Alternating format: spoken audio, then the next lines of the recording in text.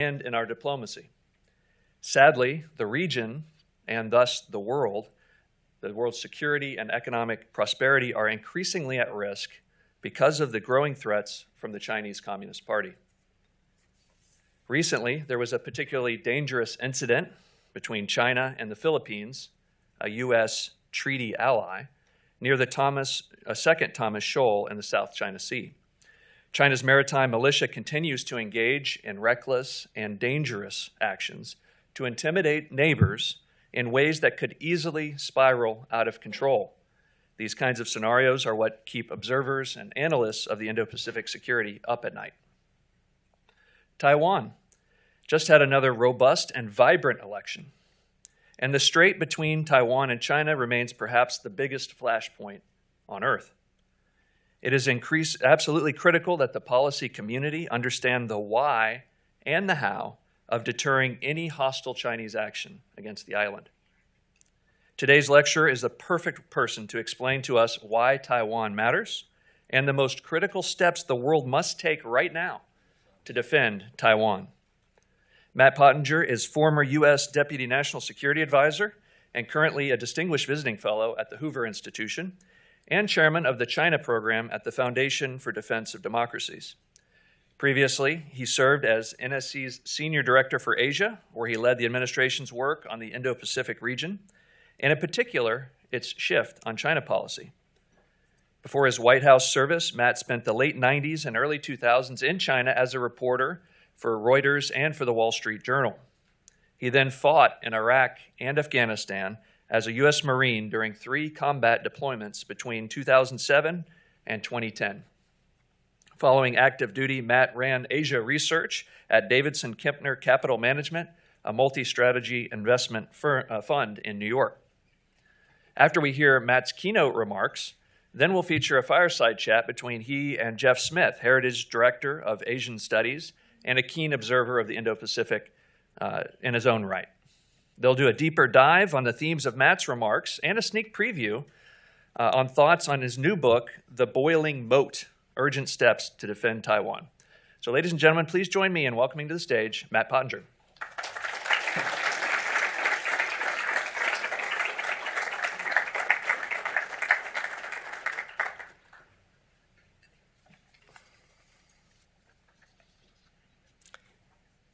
Derek, thanks for the kind introduction, and thanks to Jeff Smith, Kevin Roberts, and the whole Heritage Foundation team for hosting me today, and really for the important work that you're doing here at Heritage. I've spotted several of my friends and former colleagues from the NSC here today, including Rob Greenway, Victoria Coates. I saw Aaron Walsh, and I think Ivan Kanapathy might be here today as well. Maybe not. Maybe he slept in. Good idea, Ivan. Aaron Walsh, by the way, is spearheading an important Heritage Foundation report on the national security policy implications of the emergence of COVID-19.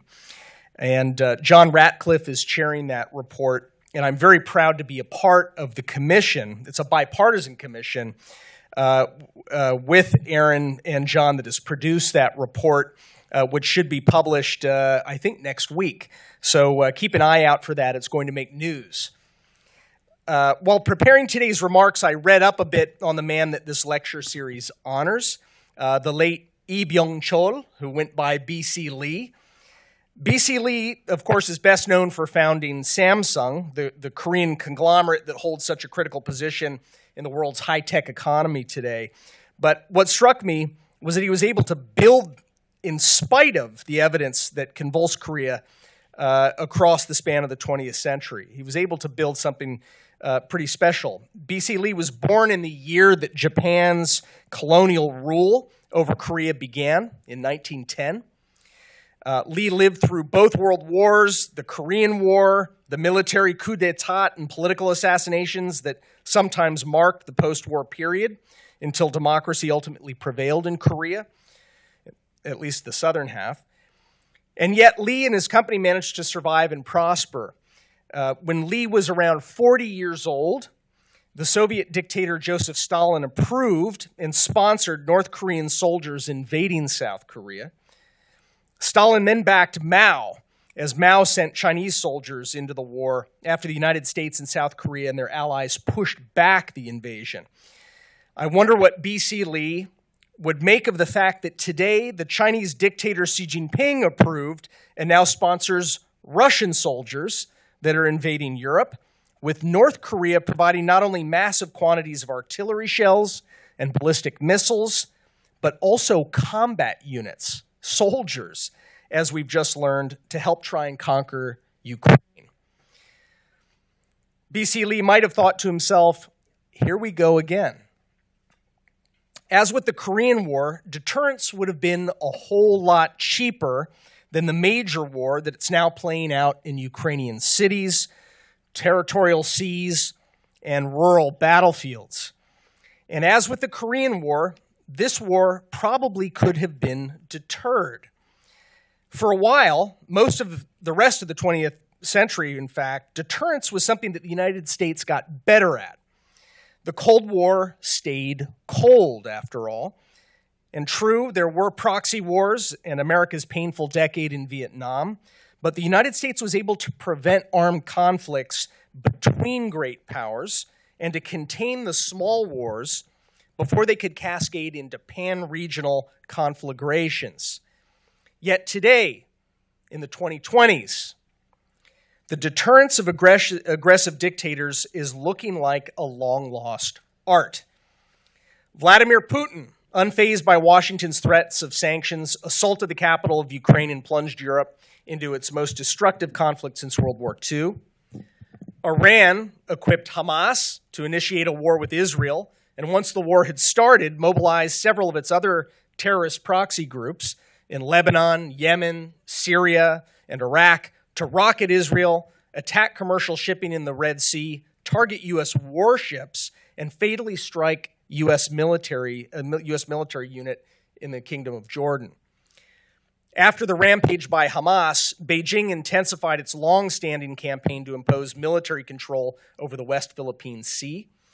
Chinese sailors wielding axes and knives just recently forcibly boarded Philippine government vessels and confiscated 2 Philippine boats, an action that injured several Philippine sailors, and by my reading at least, meets the U.S. definition of an attack sufficient to trigger our defense treaty obligations to the Philippines.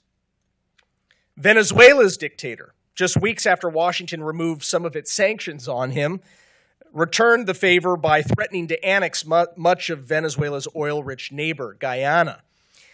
And in a bold reprisal of Soviet mischief during the Cold War, Beijing is expressing sympathy for Venezuela's position while also developing Chinese military and intelligence facilities in Cuba. North Korea has resumed testing intercontinental ballistic missiles for the first time in more than 5 years, and as I just mentioned, supplies arms and munitions and now even soldiers for Russia's war in Ukraine. Vladimir Putin visited North Korea recently and established a military pact that appears to obligate the two countries to fight together in offensive, not just defensive wars. And at the center of this new axis of chaos is by far the most powerful member, the People's Republic of China, under the single-party dictatorship led by Xi Jinping. Beijing is the top economic, material, diplomatic, and propaganda supporter of this axis. And Beijing is steadily ratcheting up pressure on Taiwan as it builds the military capacity to be able to invade that island democracy. Deterring Beijing from pursuing that catastrophic adventure is the subject of my book, The Boiling Moat, Urgent Steps to Defend Taiwan, which published just yesterday. But I'd like to take a minute to discuss one lesson of history that the United States has forgotten, in the hope that revisiting history can help us regain our competency at deterrence. And this lesson may sound counterintuitive. I wouldn't have believed it myself a couple of decades ago when I was working as a journalist in China, writing for the Wall Street Journal. And before I had the privilege of serving in the U.S. military, and before I'd expanded my reading list of history beyond the sometimes thin college syllabi. But this counterintuitive lesson is that there is no such thing as an accidental war. Truly. Understanding this historical reality would alter how our own leadership calculates risk, and it would arm us with some insights that could help us shore up deterrence. For one, it would help us put to rest the fallacy that deterrence is provocative, that deterrence causes wars. You read variations of this idea frequently in the press. It would also help us stiffen our backbones in the face of potential aggression, and to remember that gestures of goodwill that involve weakening our military posture tend to invite, not defuse, the aggressive designs of dictators. President Biden told Xi Jinping more than a dozen years ago, when both men were vice presidents, that, quote, "the only thing worse than a war is an unintentional war," close quote. As president, Biden and some of his cabinet-level officers have repeated that phrase numerous times over the past few years, including in the context of the Taiwan Strait, where U.S. and Taiwanese and Chinese military ships and planes are coming into closer proximity with one another. Secretary of State Tony Blinken, in a major policy address about China in May of 2022, said the following, quote, "We've prioritized crisis communications and risk reduction measures with Beijing to help prevent an unintended conflict." Military accidents, of course, do happen, sometimes with lethal results, and it's prudent to establish guardrails to try to prevent them and their escalation. But a military mishap is a good example of something that might serve as a pretext for war, but not a cause of war, and there is a huge difference. Quote, "No wars are unintended or accidental," close quote. That's a line from the Australian historian Geoffrey Blaney, who wrote that in his seminal book, The Causes of War, back in 1988. Quote, "What is often unintended is the length and bloodiness of the war. Defeat also is unintended." But Blaney meticulously investigated the causes of all the wars spanning the preceding 4 centuries before he drew that shocking conclusion. There are other notable historians who came to a similar verdict.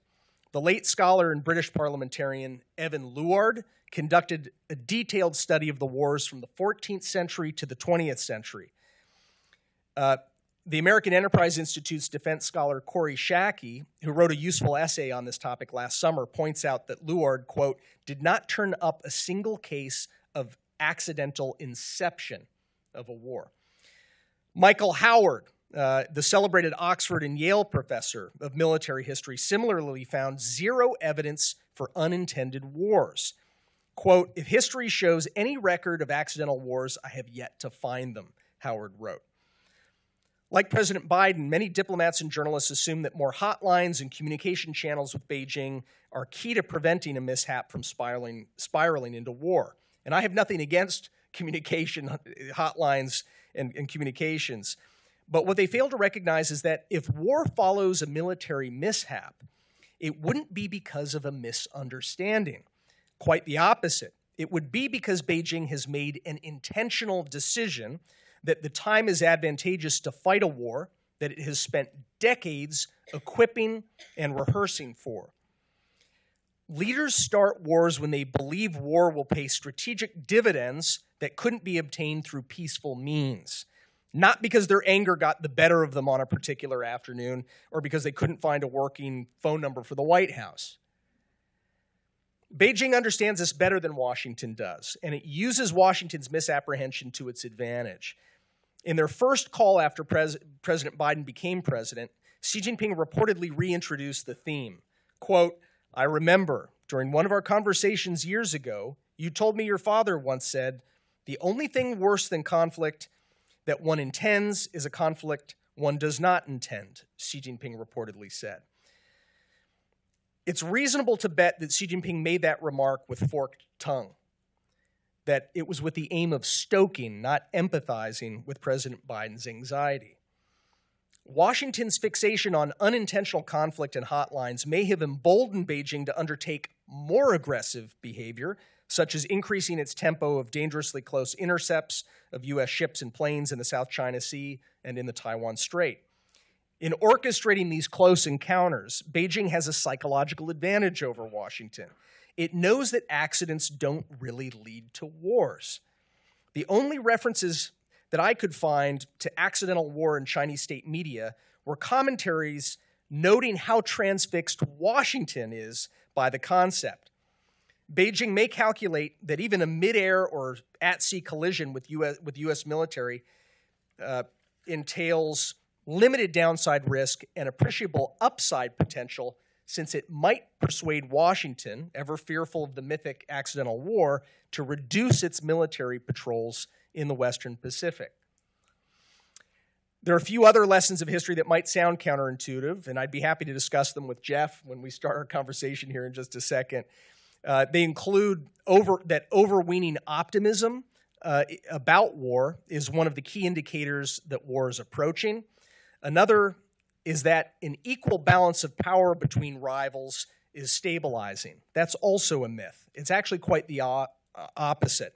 An equal balance of power between rivals is often the precondition for war. So I'd be happy to talk with you after Jeff and I have a conversation. But thanks again for having me today.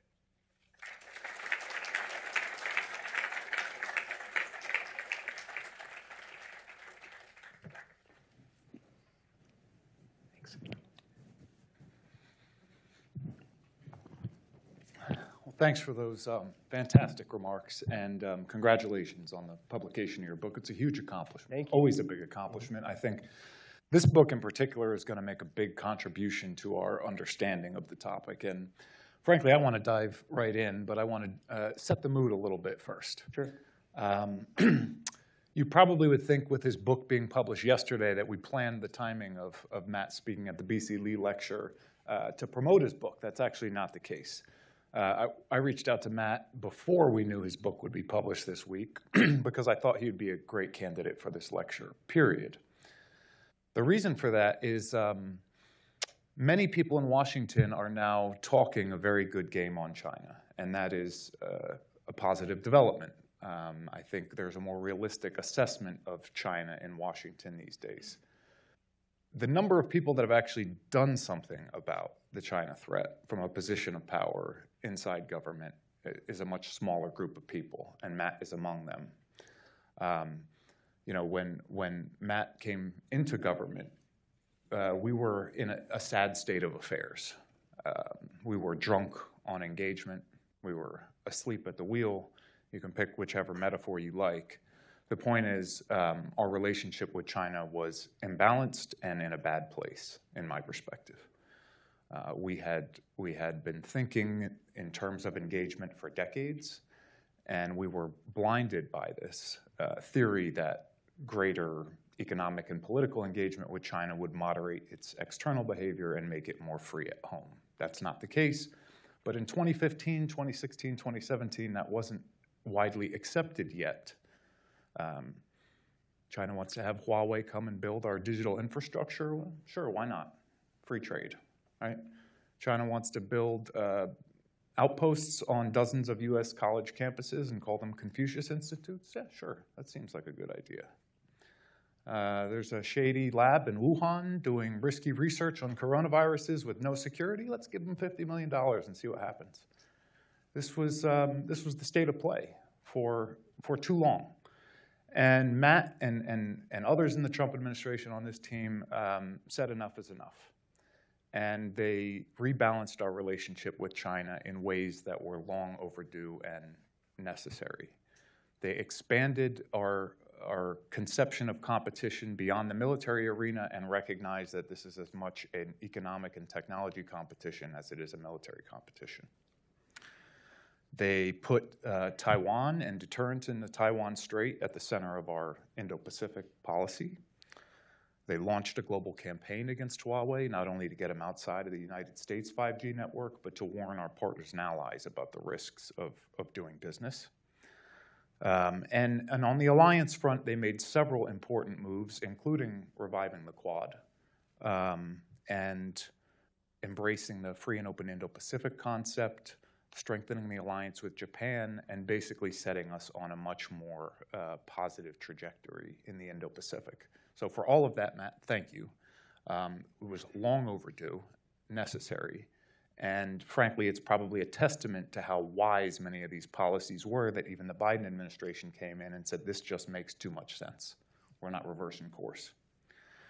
So with that said, I am eager to dive in both to questions about your book, but also broader set of questions about the state of China policy and U.S. approach to Taiwan. And in fact, maybe we could start. Of late, there has been a great debate generated by, I believe it was a series of foreign affairs articles. Right. And so I'll just very briefly say that it was yourself and Mike Gallagher, published in Foreign Affairs, and sort of a alternative perspective spearheaded by Elbridge Colby, and a debate about what the end state of U.S.-China policy should be. Mm-hmm. And I believe the simple characterization is that sort of the Bridge's position is that we should have sort of a managed competition with China, whereas you and Representative Gallagher were arguing for something closer to victory. But what that victory looks like is maybe been lost a bit in the debate. And I've seen people characterize your views and your perspective in ways that I think maybe aren't accurate. Maybe they don't understand what you and Representative Gallagher were getting at when you were advocating for victory. So could you give us a little insight into your perspective on what the end state should be? Yeah, so Congressman Gallagher, who is an old friend, we'd served in the Marine Corps together. He's just recently left pretty remarkable service in Congress, in an amazing run, actually, and has done the country an enormous service. Even if you just look at what he was able to do galvanizing action against TikTok. I think that's one of the things that God willing, we'll be talking about years from now as one of the best foresighted sorts of steps that the U.S. has taken to prevent information warfare from being waged against us in pretty diabolical ways. Mike and I wrote that we should not be seeking to merely manage our competition, but actually to try to win it with Beijing. First, it's a recognition of the fact that Beijing is not playing for a stalemate. If what I just said didn't make that clear, you can read Xi Jinping's own speeches, the fact that he's waging proxy warfare against us in multiple theaters, more theaters possibly to come soon. He's not playing for a stalemate. Xi is not playing to manage a nice, happy balance of power with the United States. He's playing to win. So recognizing that, we define an end state that we believe would entail first and foremost persuading Xi Jinping and the party that he leads that they cannot win either a hot war against the United States and its allies and cannot win a cold war against the United States and its allies. That's the first major step towards victory. Now, some chose to characterize this as a call for regime change, even though we stated explicitly that it was not a call for subversion or regime change. But what we do point out, just as George Kennan pointed out, at the very beginning of the Cold War, as Harry Truman's strategy pointed out, as President Ronald Reagan's strategy at the far end of the Cold War pointed out, that if a Leninist dictatorship like the Soviet Union or today's People's Republic of China is unable to achieve its grand visions for global supremacy, that it might start to actually collapse from within. That's simply a statement of fact. It's not a call for the United States to launch a regime. I don't even know what a regime change policy would look like, quite frankly. But I think George Kennan was prescient when he described the likelihood that the Soviet Union, once contained and unable to achieve expansionist claims, would eventually start to fall apart from its own rotten weight. And that's exactly what played out. Mike and I thought it was important to point out that that is a possible future for the Chinese Communist Party. And I don't think we should fear it. We should simply recognize it and be ready for it in case that's the way that things come out. That may be a very long time in the future. It may be sooner than any of us can imagine. But I think that's sort of what we were looking at on the end state. Now there's the other part, which is what is managing the competition, what does engaging in competition look like in the near term? We think that though the Biden administration did, as you just mentioned, pick up on and continue with President Trump's policy, and in some places built upon it, especially in the area of export controls, targeting China's high-end semiconductor manufacturing ambitions. I think this was a very wise move by the Biden administration. Nonetheless, over the past year and a half or so, that policy has begun to slouch into what Mike and I call a détente policy. And détente, if you'll remember, in the 1970s, our détente policy towards the Soviet Union did not achieve the goals that it set out to achieve. It was a disappointing policy. Those who forged it, I think, were disappointed. Zbigniew Brzezinski, President Carter's national security advisor, actually in his memoirs talks about the fact that it was the nature of détente itself that may have led to some of the Soviet aggression that was playing out. And actually, Brzezinski helped President Carter pivot to a more hardline policy in the final year of the Carter administration. And that really was a preview to President Reagan's very effective policy that brought the Cold War to a peaceful end. It was an anti-détente policy that actually turned out to be most effective in dealing with the Soviet Union. I think the same is true today, that a détente policy is actually inviting aggression by signaling weakness.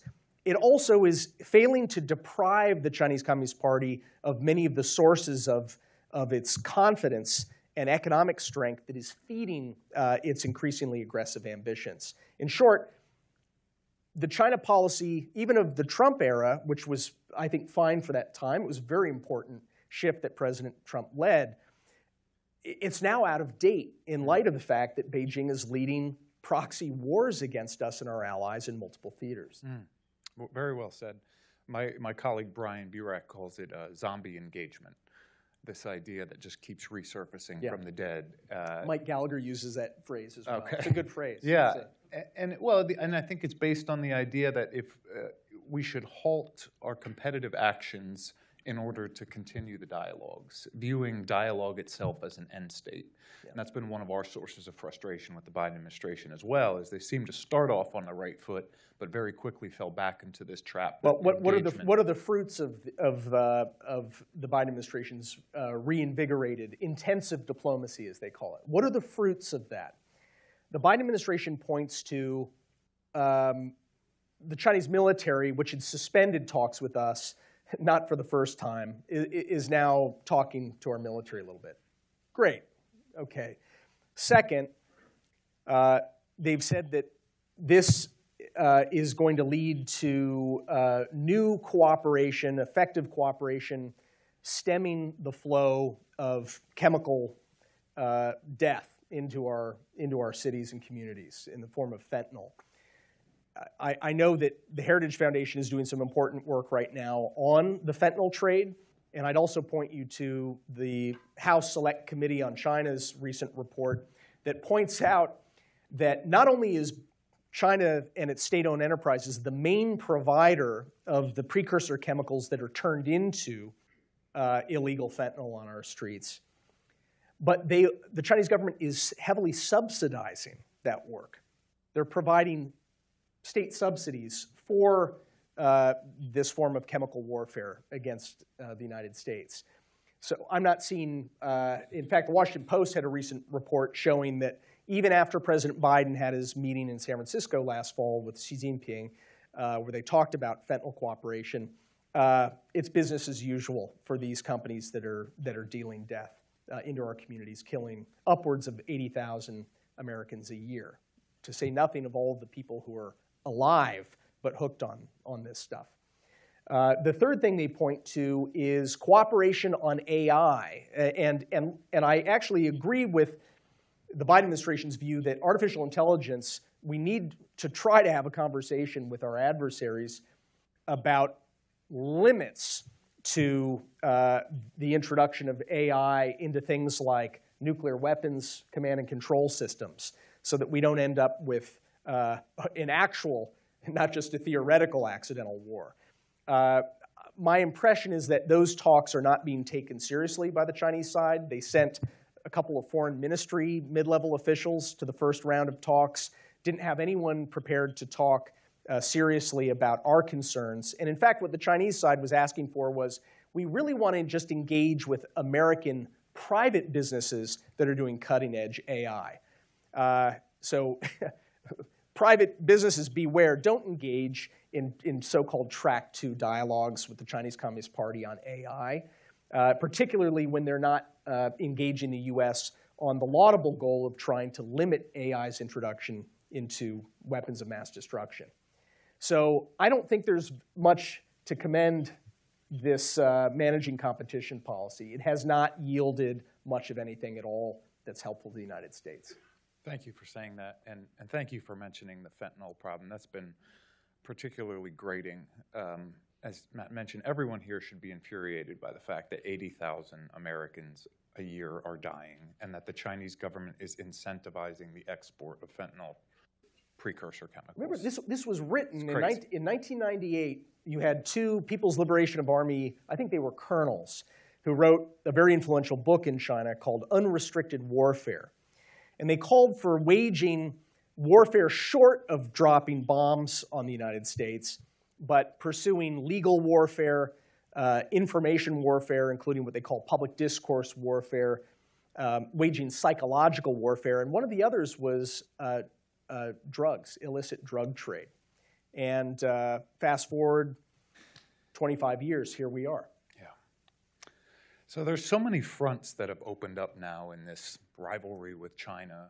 One of the battles that we've been engaged here at Heritage is the need to get controls and prohibitions on U.S. outbound capital investments into China. Right? There are hundreds of billions of dollars of U.S. capital flowing into China every year, not just into China, into sanctioned Chinese military and technology companies with no transparency, virtually no restrictions. So that's been an ongoing battle in NDAA last year and this year. We're still fighting it somehow.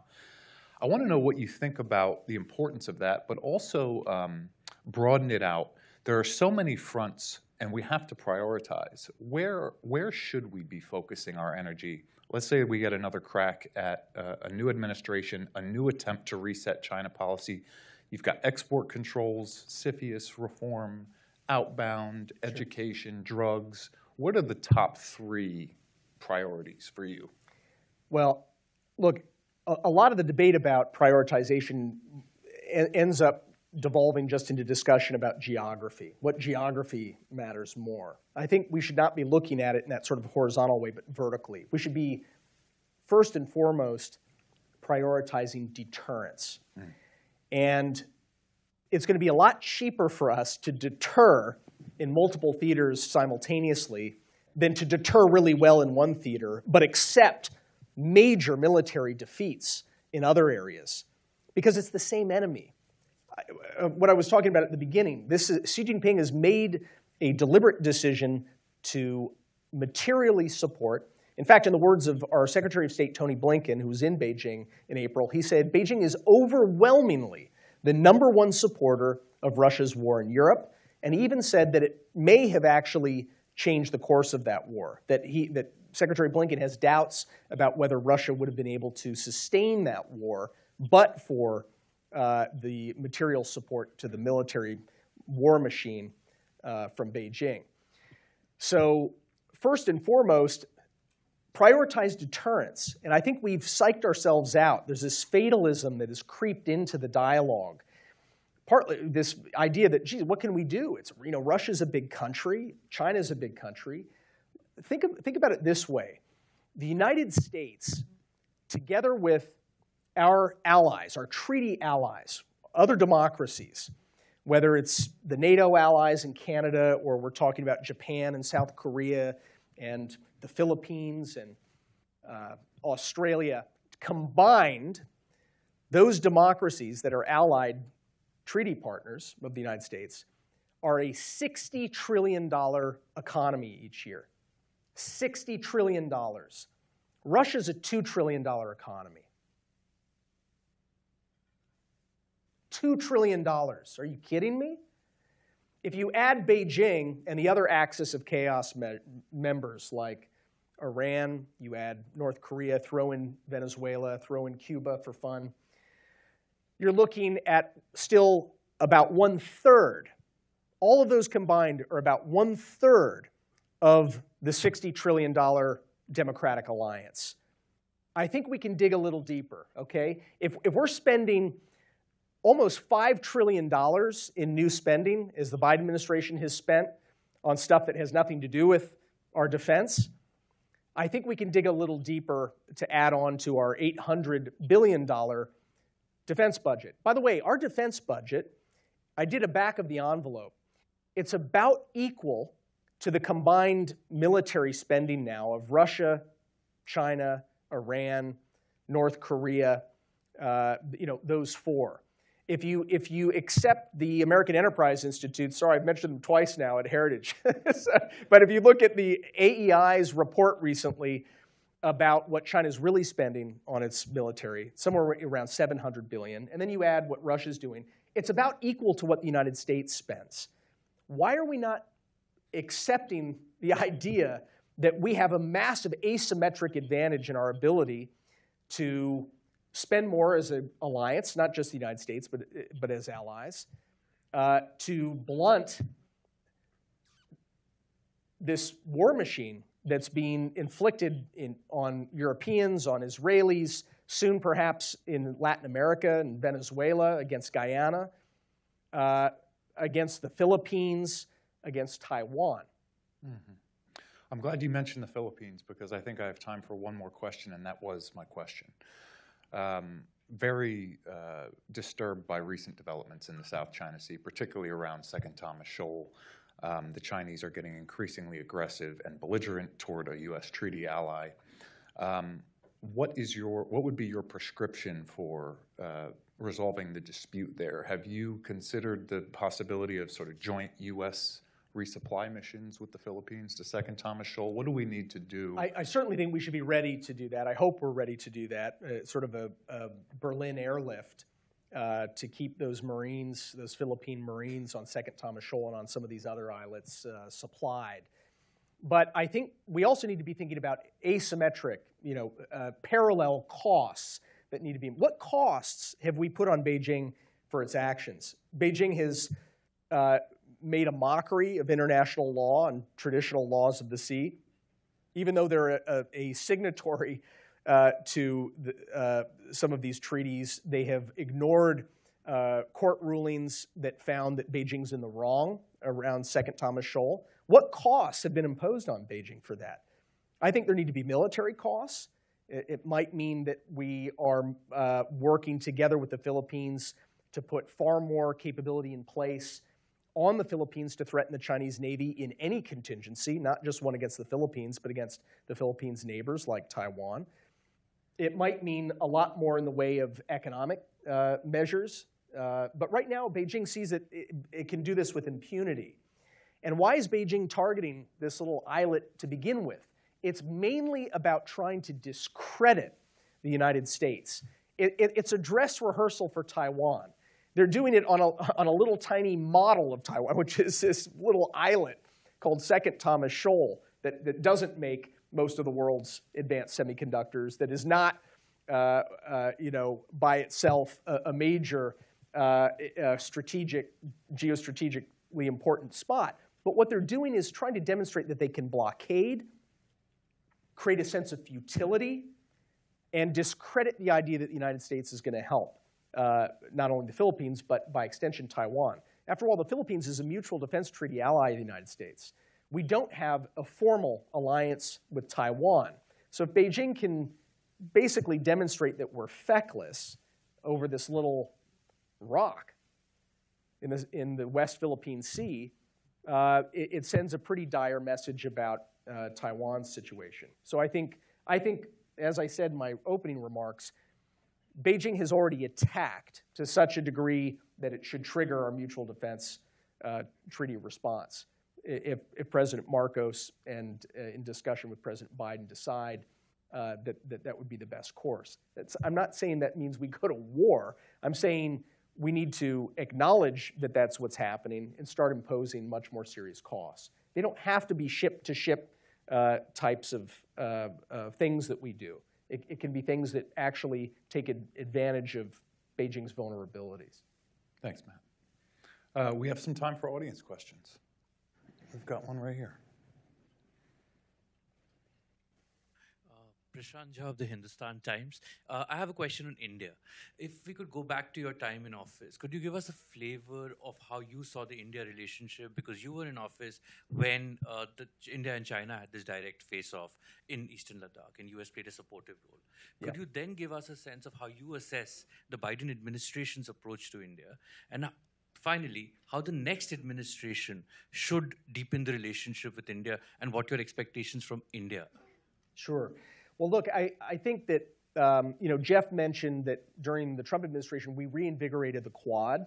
We began convening Quad meetings at the minister level, and I was thrilled that the Biden administration picked up where we left off and actually elevated to the leader level, the Quad. I think that was a really good move.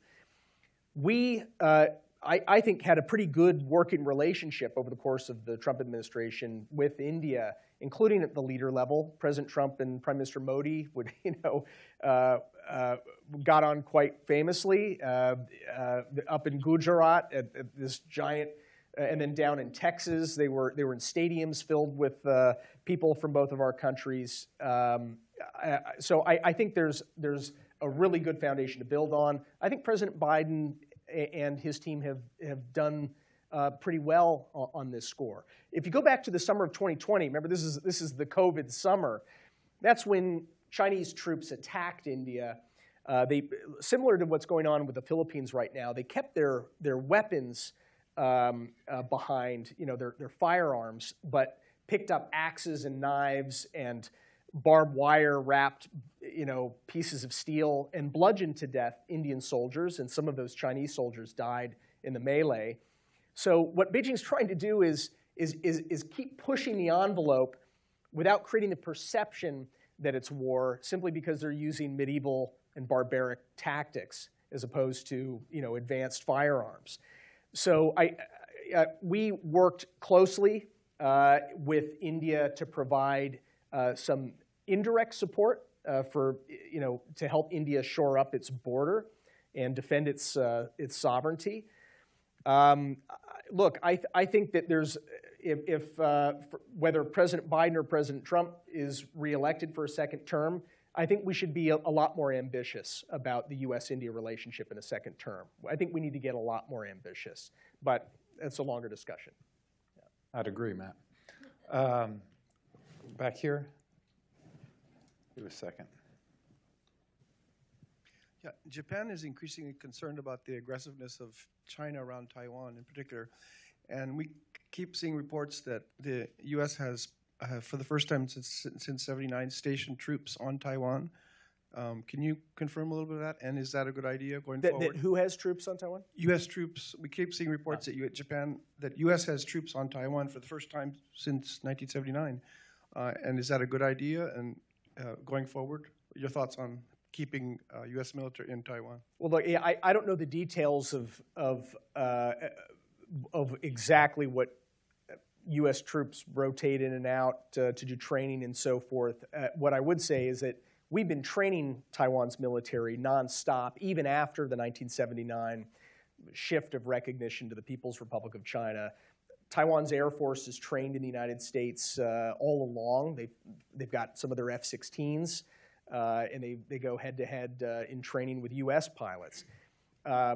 It only makes sense that we would deepen the quality of our planning and training with Taiwan, and that we would start to involve other partners as well, including Japan, especially Japan, but also Australia. And some of that should probably intensify in part because of what Beijing's doing around Second Thomas Shoal in the West Philippine Sea. That should be one of the consequences. I think we should be doing much more serious multilateral planning together with Taiwan, much more intensive training. But for details on what training's going on right now, I'm not the right person to give you the latest. One down here.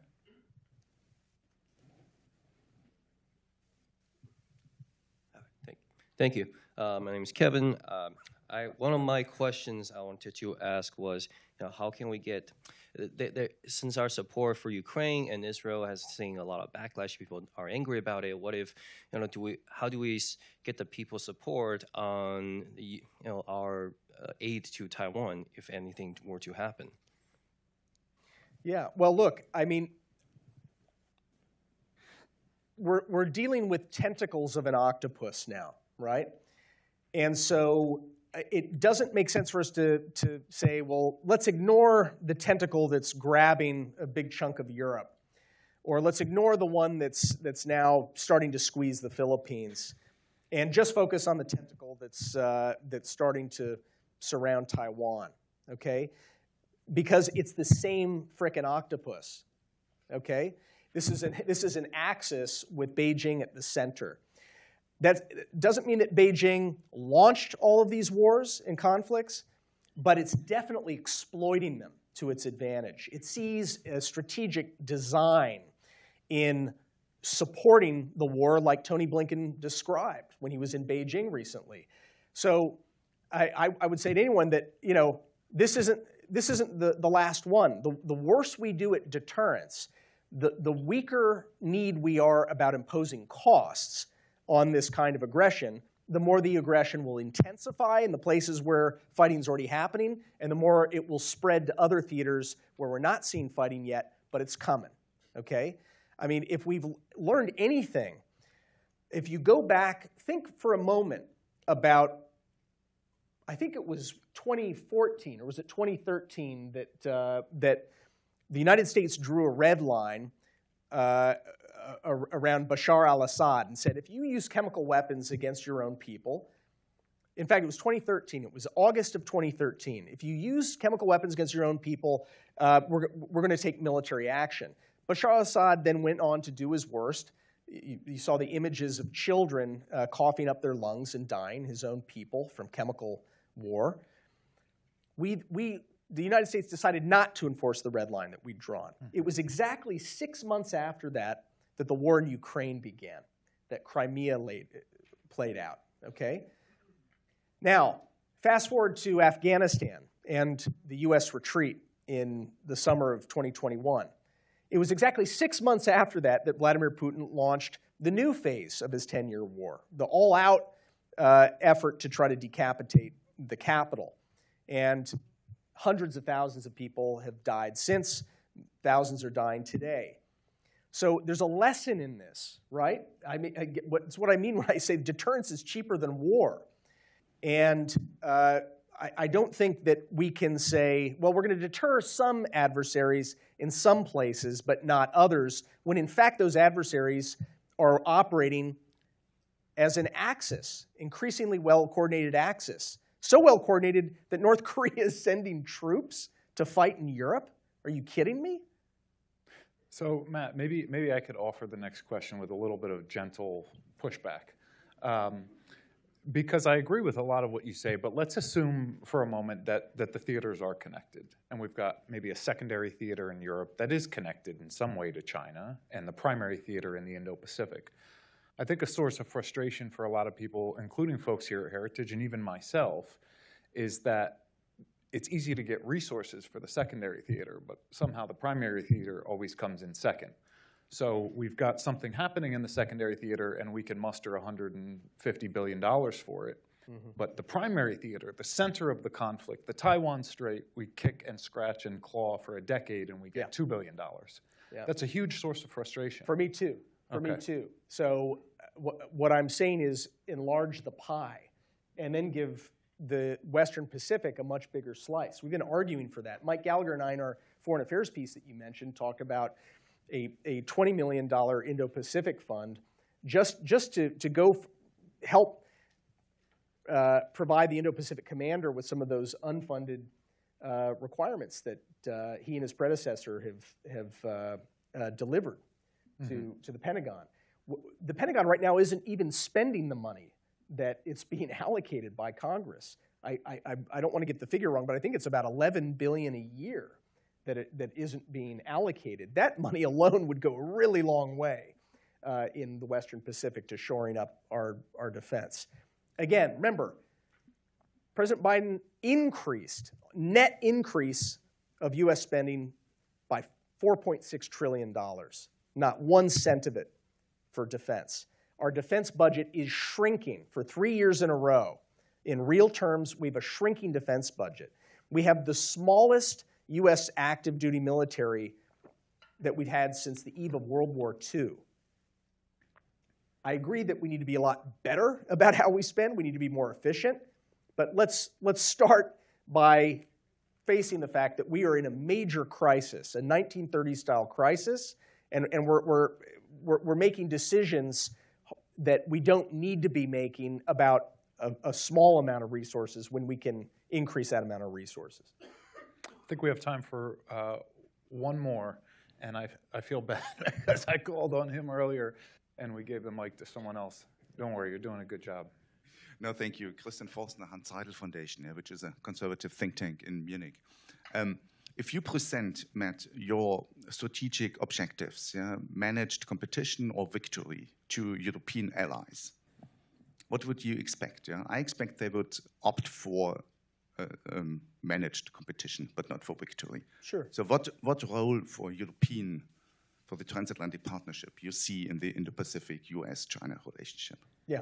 Well, look, when I first came into office in early 2017, I made it a focus, even though I was the senior director for the Asia Directorate, I spent a lot of time, and my team spent a lot of time engaging with Europe about China. And what we found was, at the beginning, an extremely skeptical audience in Europe that didn't even want to say that China was a strategic competitor, much less an adversary that's waging proxy war against Europe today. But over time, what we did not do, what we did was say, we're going to do what we're going to do because we believe it's in the best interest of the United States. By the way, we also think it's in the best interest of Europe, so we're moving forward. We're going to keep you apprised every step of the way. We're going to tell you what we're doing, why we're doing it, why we hope you will do similar things, and we'll be thrilled if you come to see the world in similar ways to how we're now seeing it. And lo and behold, over time, Europe's rhetoric started to change. You saw that several countries and people within many of the countries started to say, we know what you're talking about. We're now looking harder.